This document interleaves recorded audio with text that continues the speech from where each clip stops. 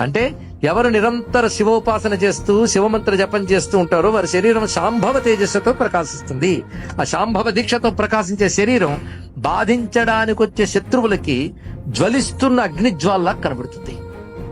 శివభక్తుడు కనబడగానే దేవతలందరూ చూసి ఏం చేస్తారంటే అతడు శాంభవ తేజస్సు చూసి నమస్కారం చేస్తారట. అందులో దేవతల్లో ఒకడు యముడు దక్షిణ వైపు ఉంటాడు. వాడు మాత్రం ఒక నమస్కారం చేసి గుండెలో పట్టుకుంటాడు కాస్త.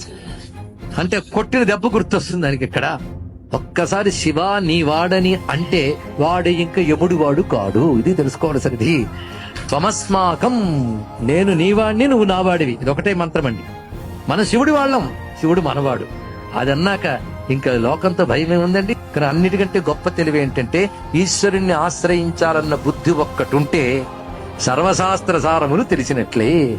కనుక మన పిల్లలకి భగవంతుడిని ఆశ్రయించే లక్షణం ఉందా లేదా అని తెలిస్తే తల్లిదండ్రులు ఆగి బతికి వచ్చండి. ఇంకా వాడి బతుకు పరమేశ్వరుడు చూసుకుంటాడు.